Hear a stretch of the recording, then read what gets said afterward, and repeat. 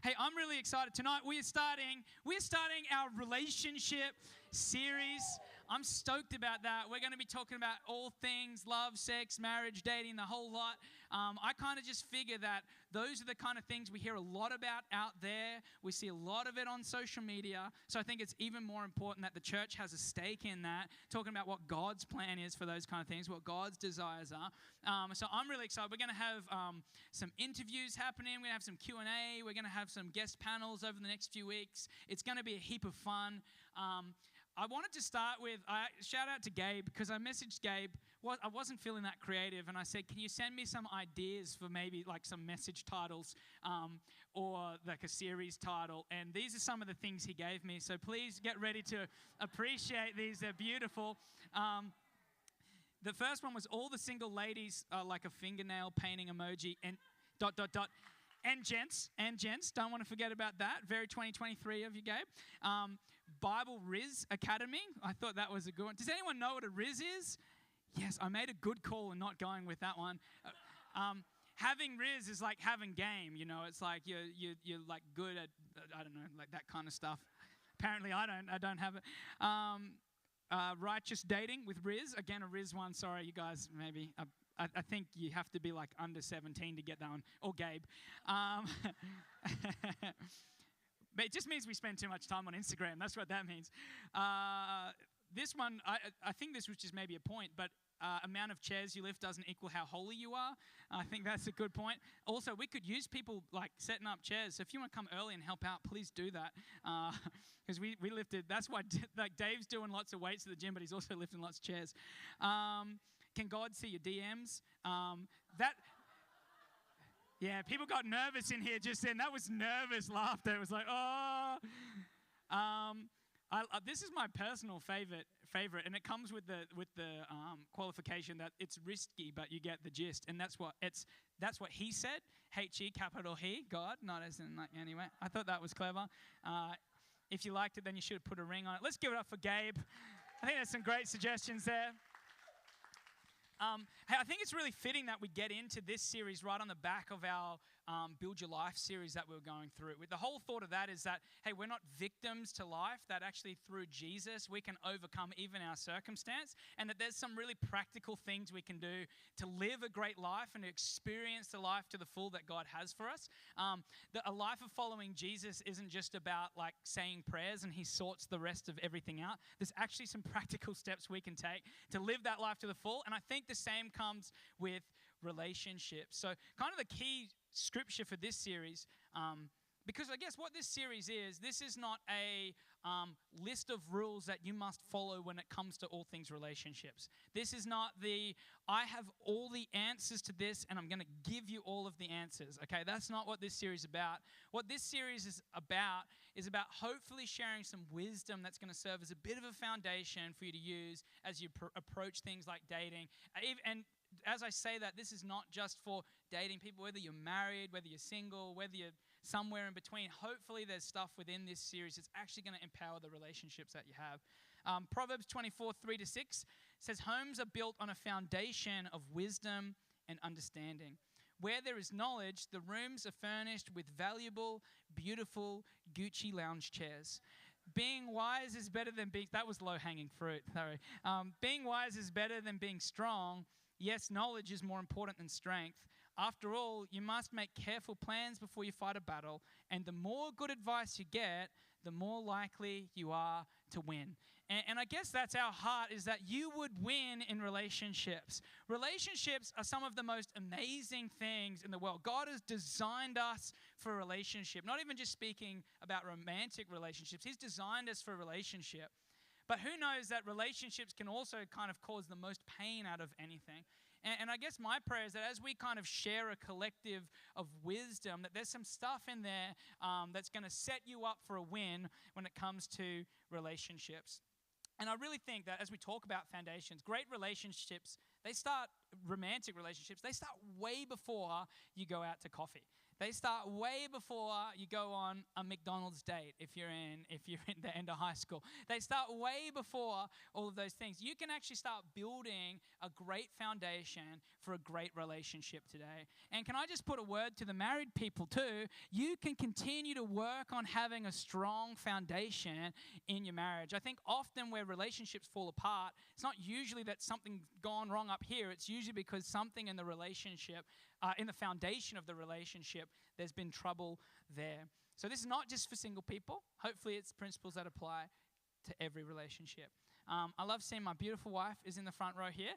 We've been married for 9 years and a couple of weeks, or a month maybe now. What's the date? Yeah. So I feel like that we're doing well. 9 years. I feel like I just hit a point this year. I'm like, 9 years is actually kind of a long time. Like, when it was like, I've been married for 1 year and I'd talk about relationships, I was like, I'm kind of making it up. But I kind of feel with 9 years of experience. And we met when we were 8 years old. We met at church, which is a great place to find a relationship.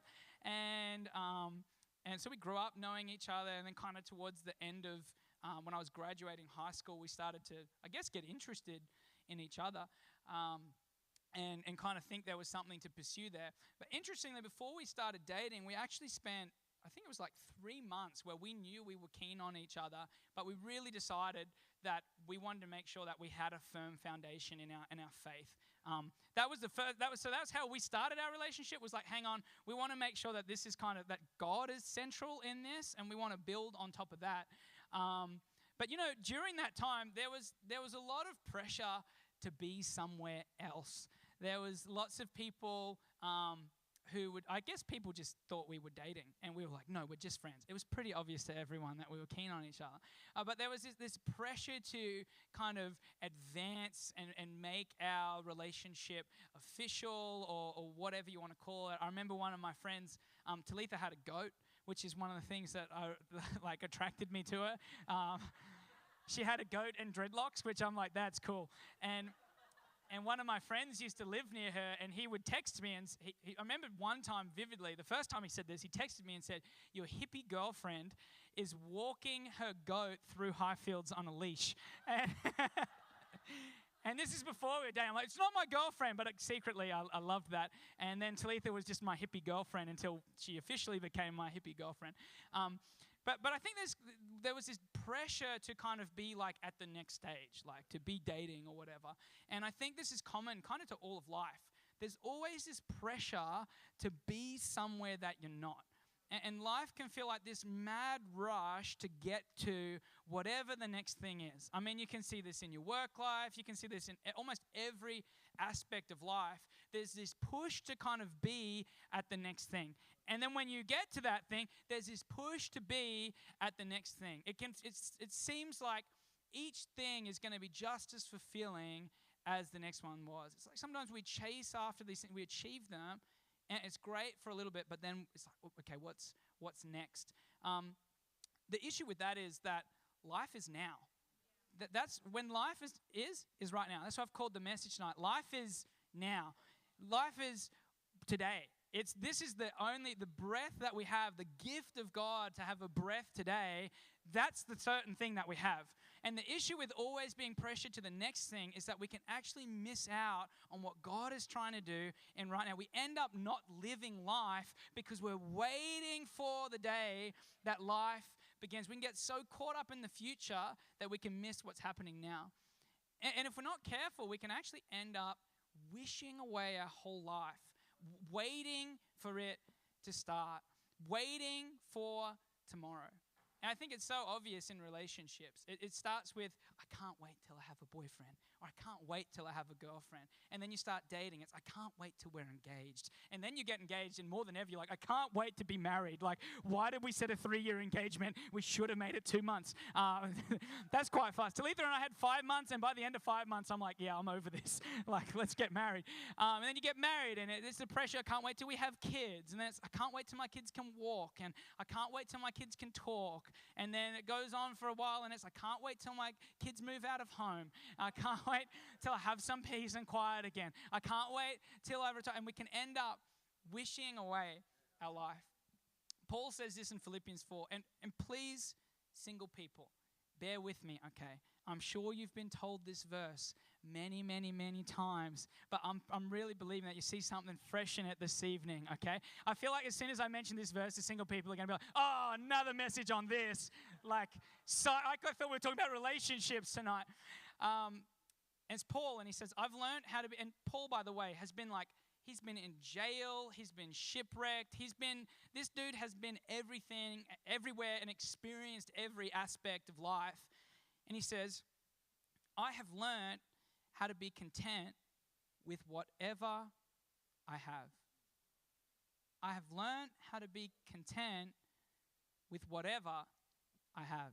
And then he clarifies, in case you were guessing, and in case you're well, he just had good stuff. He says, I know how to live on almost nothing or with everything.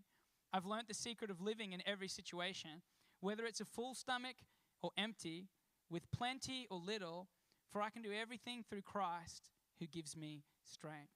And Paul is saying, I can be content in every situation through Christ. I wonder what situation, if we're just talking about the contexts of relationships, and you could apply this message to every area of your life. In the context of relationships, I wonder what your situation is. And Paul's saying, I really believe that you can learn to be content in that situation. How is the big question, right? It's not really helpful if someone just says, be content. That's why I was the single people are going to tune out straight away, because I'm hey, single people, tip 1, be content. And you're I've heard that 1,000 times. But you just need to be content. And what I want to look at tonight, I think we first need to get a clear understanding of what being content isn't. Pastor Shane Willard always says words matter less than how we imagine them working. And I think contentment is one of those words where we've been told or we've been shown for a long time what it should mean, where it actually looks a lot different. The issue with contentment is, I want to look at a couple of misconceptions. The first issue with contentment is that it's misunderstood to be somewhere out there. Contentment is something you can achieve if you do this, if you have this. If you live like this, then you can be content. If I could have that, if I could have this, if I could just be dating someone, if we could only be married, if only my wife would spend more time with me, if only my husband was more romantic, if that happened, then I could be content. If only. And I think this is kind of fueled by, it's fueled by comparison, where we see what other people have and we think, if I could only have that, then I would be happy. Contentment it's out there somewhere to be achieved. What they have it's saying what they have looks so good. I searched Instagram today for #relationship goals. I don't recommend doing that. Lots of pictures of people making out. I was according to Instagram, the only goal in a relationship is cuddle and make out a lot. And it's man, I'm sure there's something much more profound to relationships than that. But it's amazing how you can see things and it's that's what I need. That's what I want. If only someone would snuggle with me, then I would feel good. If only I could come home from a long, hard day and my boo-boo would be oh, let's have a little cuddle, then I would be content. This narrative's pushed of it's something out there, and if you can just grab it, then you can be content. Content, by the way, don't confuse that with being happy. All right? Contentment isn't just, they're both positive emotions, but I think contentment is something much more profound, which we'll get to. But comparison is the biggest enemy of contentment. It says you'll be happy, you'll be satisfied if you can just have this. If you weren't single, if you could just have more sex, if you had an affair, then that person would make you content where you feel like you're lacking. Theodore Roosevelt said, comparison is the thief of joy. Comparison is the thief of joy. Want to kill your joy? Start looking at what other people are doing. Start thinking, I need that. Start imagining that if only I was in that position. Hebrews 12 puts it like this, and let us run with perseverance the race marked out for us. Not the race marked out for hashtag relationships goals, people.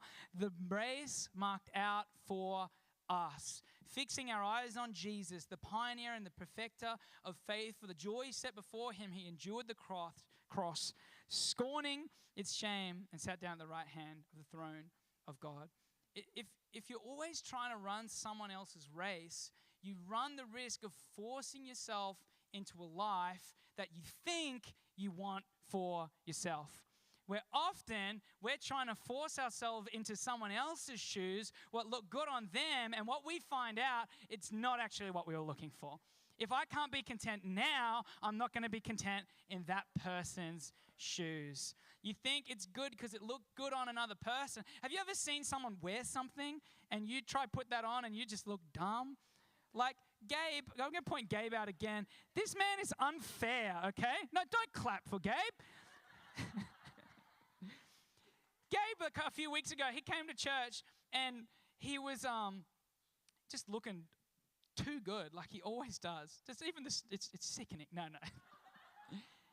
And he's like, bro, you'll never guess where I got these pants from. And I'm like, I'm assuming Vinny's. And he's like, yeah. But look, and he lifts up his shirt and they've got lawn bowls emblems on them. He's stolen some old man's pants from Vinny's and he looks like $1 million.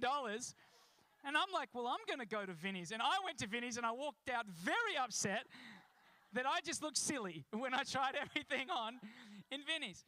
But we do this with relationships all the time, right? We do this with things all the time. If I just had that and we force ourselves into something that's actually not for us, and we run the risk of missing what God is calling us to because we're so desperate to have something that we think is going to look good on us, something that's going to suit us, something that's going to make us feel content.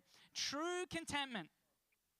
I like the Greek and I've already forgotten how to pronounce it, even though I wrote down how to pronounce it. So anyone fluent in Greek? Not good. Sweet.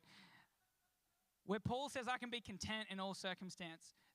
The word content is autarkos or something like that. Autarkos? Yeah. The front row over here is like, we can get behind that. Autarkos. Tell me about it.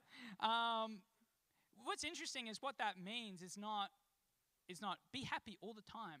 What it means is to be independent of external circumstances. Like, let that settle for a moment. That's what contentment is. I can be content when I'm independent from the circumstance that's around me. Where my sense of contentment is not tied to something. I'm independent. Then I can actually be content. Because the issue is, everything is always changing out there, right? Has anyone noticed that? Those things fluctuate. They change. Single people, you're like, she's into me. She's not into me. She's into me. She's not into me. He's into me. He's not into me. And if we tie our sense of contentment, if we tie our peace, our joy to something that fluctuates, what we're going to find is that our feelings, which it's more than a feeling, but that it's going to fluctuate up and down. What we've actually got to do is to be content in all circumstances, is to be able to be independent from the external circumstances. A partner's not going to fix your problems. Right? Biggest lie anyone can tell you. That was a loud amen over there, Jaden. He's like, we've been married. How long you guys been married? Move along. So we've been married for years, and I still got my problems. People think that'll fix my problem. Honestly, if you can't find joy where you're at, you're not going to find it in a relationship. I hope I'm not being harsh. So the question I guess this raises is, have you bought into the misconception of contentment being elsewhere? Can we just think, and just in our relationships, again, whether you're single, whether you're dating, whether you're married, have you bought into that? Have you been comparing? Have you bought into the misconception that you'd be more content, that the grass is greener somewhere else? Have you bought into that? Would you think about that this evening? Have you bought into that? Second misconception is that contentment means settling for less. So in some sense, we've seen contentment as it's somewhere else. I think on maybe the opposite extreme of contentment, people feel like I have to just be satisfied with mediocrity and never move anywhere in my life. Contentment is, this is where I am, and I will be happy here forever, right? And that's not the truth either, right? That contentment is not about, I'm just going to give up on all my dreams, all my hopes, all my desires in the name of being content right where I'm at. People feel like to be content, I have to give up the desires that I might have. I feel like even maybe there's some people here tonight and you've been beating yourself up because you would love to be in a relationship. But whenever you think about being in a relationship, you almost beat yourself up because you're like, I can't think like that. I've got to be content single. I've got to be happy single. I've got to, if I even think about that, I'm not being content. But can I encourage you? It is possible to be content and to have vision for your future, to have desires for your future. Those things can coexist, okay?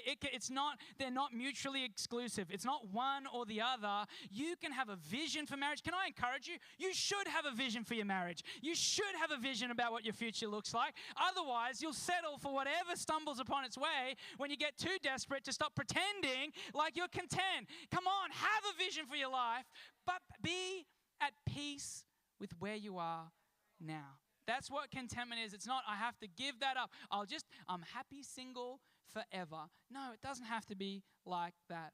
I think the other extreme is you get people who just give up. It's like, well, if God's got that for me, that's on him. He can sort that out. That's you know what? I'm just going to do my thing, and I'm just going to wait and see what happens. Proverbs 18:22. I love what this says in the Message. It says, find a good spouse, you find a good life. Even more, the favor of God. Can I just point out, there are action words in that scripture. Find a good spouse. Guys, this takes action. If you've been sitting on your hands wondering, where my person at? It's okay. You can pursue and be content at the same time. You can go to coffee with people and get to know them and still be at peace with the situation that you're in right now. Can we just normalize that being okay? It's not one or the other. You can have both.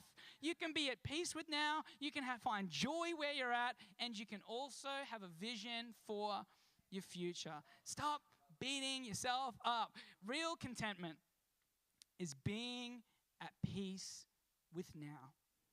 And that can coexist with vision for your future. I think it's important. It's important that we have a desire for that. We can have a desire to want to be in a relationship, to grow as a person, not just to have to settle for where we are, whatever that looks like. But the most important thing is I'm at peace with right now, and I can find joy right where I'm at. I'm not looking for that somewhere else. Will there be joy in a relationship? Yes. If you have joy in your life now, you'll have joy in a relationship. If you ain't got no joy now, it's not going to last long in a relationship. I'm going to move along. I think it's worth, I want to hammer that home. I just feel maybe you've been here tonight and it's like you've given up on it because you're just confused about how you should feel, and you're conflicted because you feel like I want a relationship, but I feel like I need to be content, and I've been told I need to be happy single, but do both. Okay, do both. So the question is, are you at peace with now? And this, I would, again, extend this to whatever your relationship status is. Are you at peace with now? Are you at peace with now? Again, contentment's not necessarily, I'm happy, but can you find joy where you're at? Are you at peace with where your life is at? Even though maybe you have vision to be somewhere else, even though you dreamed it to be different, even though life's not going exactly how you expected it, have you found peace where you are now? That leads me to the final thought. How do we have it? How do we have, if we talked about what contentment isn't, what is it and how can I actually achieve it? And I really think that true contentment comes from having Jesus as the source. I mean, we set that up from the beginning, right? If you didn't see that coming, I'm worried for you. Paul's like, I can do all things through Christ who gives me strength. What Paul wasn't talking about there was like, I can lift 19 chairs to impress women because Christ gives me strength. What he's saying is, whatever situation I'm in, I can actually find peace because Christ gives me strength. Because Jesus is the source. Jesus isn't meant to be a mere addition to our lives. He's not meant to be something we talk about on Sunday and at life group during the week. Jesus is the source of all things. He said himself, I am the way, the truth, and the life.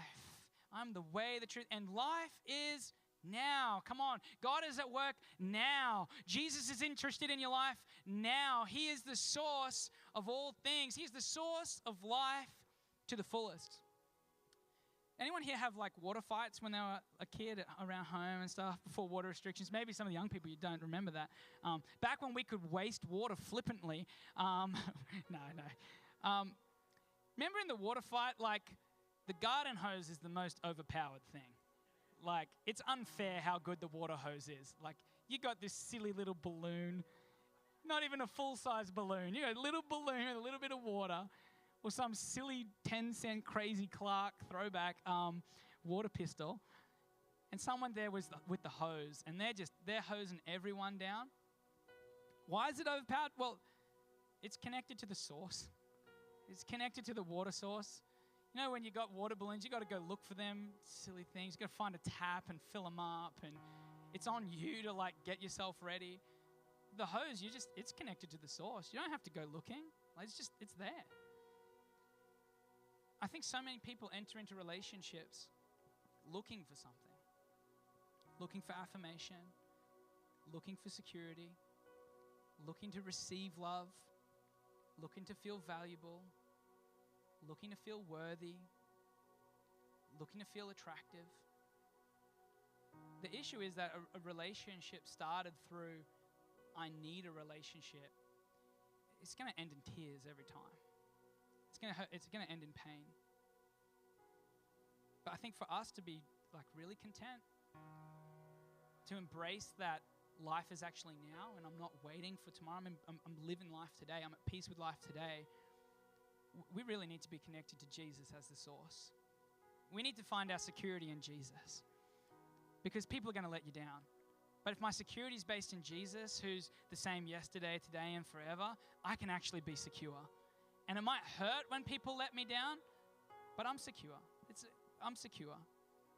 We need to find Jesus as the source of our joy. That's how I can be content. That's how I can be at peace in every circumstance. I actually need to hear from heaven about my value. I need God's affirmation. I don't need people's affirmation. I like people's affirmation. That's okay. We like getting affirmed, right? Sometimes I think God needs us to affirm other people. It's good. Sometimes God affirms us through other people. But the source needs to be Jesus. We've got to find our hope in Jesus. The problem with the wrong source is, again, when it changes, it can leave us, we're kind of left dry, right? Like when our hope is in something and that lets us down, it's like, I've lost hope. When our sense of value was given to us by someone that we were dating and that relationship ends, all of a sudden my value is at question.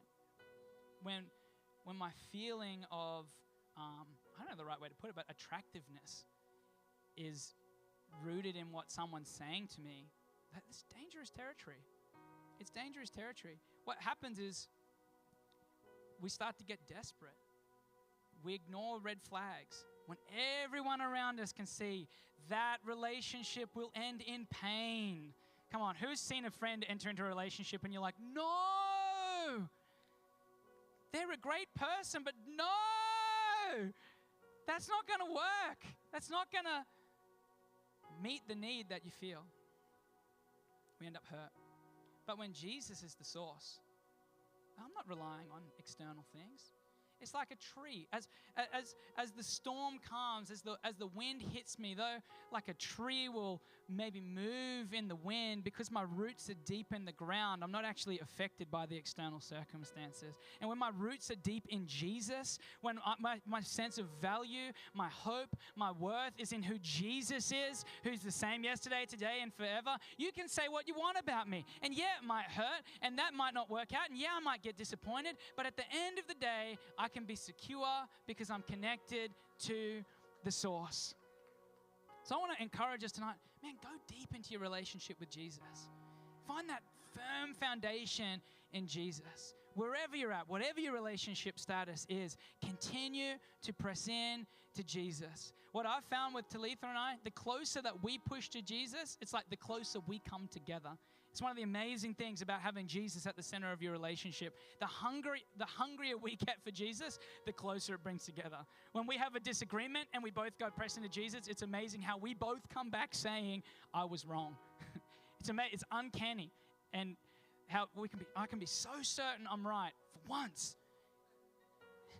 Just once, God, let me have this one.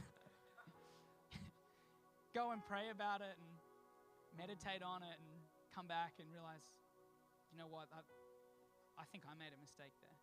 And the beautiful thing is Talitha will come back and God's spoken to her as well. And it's like coming back together. Go deep in Jesus. Be at peace with now. Come on, if you're single, keep your eyes on Jesus. Enjoy friendships. Enjoy church. Enjoy your life group. Just enjoy life. Being single is awesome. Don't let people diss being single. It's so good. If you want to go to Pancake Manor in Brisbane at the end of the service, you can do that and no one can say anything. Do you want to go to Pancake Manor? I reckon the kids could sleep over at your parents'. Yeah, okay. We're going to Pancake Manor too. Being married is awesome as well. Come on, find joy where you're at. I hope you're having fun tonight. I'm having fun. If you're single, and not just single, get on fire for Jesus. Like, get passionate about Jesus. That's what really attracted me to Talitha she was like, I could just talk to her about my faith and it just felt so natural. And we had the same vision and we were so excited about what God was doing, and that was attractive. Come on, get on fire for what Jesus is doing. Start to be the kind of person you want to be with, wants to be with. Work on that while you're single. Enjoy it. Find the joy and the peace in today. Keep the perspective that what I am doing today is building my tomorrow. So I wonder for you, is Jesus the source? Or are you looking somewhere else to fill that? Have you come to find Jesus as the source? Asking that kind of question, you got to get real honest with yourself, okay? It shouldn't be a comfortable question to ask. It's not like, yep, all good. Like, if you really ask yourself, is there patterns of behavior in your life that maybe would allude to the fact that you've been looking somewhere else? And this is not a judgment on that. This is an opportunity to actually return and say, no, I want Jesus to fill my need for value. And what I wanted to do right now, can we just stand, and I might get the worship team back. I feel like this is not something that we should just hear and move on from. We'll just close our eyes. And if that's you, you're here and you just recognize, man, I've just been looking in all the wrong places. You feel like I've just been so hungry and if I'm honest, needy to get some kind of affirmation. And maybe it was because something awful happened to you when you were young, or maybe someone said something that stuck with you. It's left you with this feeling of, if I could just have that, then it would satisfy it. Can I just encourage, just in your heart of hearts tonight, would you just maybe make a conscious decision to say, I'm letting go of that need? And maybe you'd even say something in your heart like, Jesus, would you come and meet my need? would you show me how valuable I am? And if that's you, would you just, I'm going to pray. You can raise your hand if you want, if you're saying that's really me. Maybe you just want to really open your heart and receive this for yourself. But Jesus, we just thank you that you are the source of all things. And right now, Jesus, regardless of our relationship status, we're laying down the things that we've been pursuing that we thought would make us content. And Jesus, I really just pray for people that need to hear your voice, that you'd speak to their hearts. You'd show them that they're valuable. Jesus, I pray that people would leave tonight with a knowing of the worth that they have in you. That it's you that sets their value, not the people around them. Jesus, I pray that people would leave with a sense of just being a bit more secure. And Jesus, we just really pray in this moment, as we're walking out of here, you'd help us to find peace and joy in the situation that we're in Jesus' name, amen. As we just keep our eyes closed for one more moment, just speaking about Jesus being the source, maybe that's never been a thing for you. Maybe you've never made a decision to come to pursue after Jesus, to invite him into your life. I'd love to give you an opportunity to do that. Or maybe you've just been chasing other things and you're like, hey, it's time for me to get back to following Jesus. If that's you, I'd love to pray for you. I'd just love to know who I'm praying for. So if that's you, would you just raise your hand up just right where you are? Yeah, see that hand straight away. That's awesome. Anyone else here? Yeah, see that hand. That's so good. It's awesome. See that hand too? So good. Anywhere else here, you're just saying, that's me. I want to come back to following Jesus. Or I want to start. I want to get to know what it means. Just raise your hand right where you are. Awesome. Well, Jesus, we just thank you for these people responding to you this evening.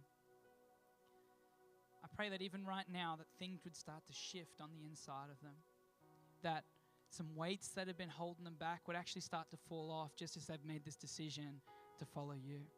And I pray that as they press into you, either for the first time or afresh, that you'd make, that they would experience the realness of you. In Jesus' name, amen.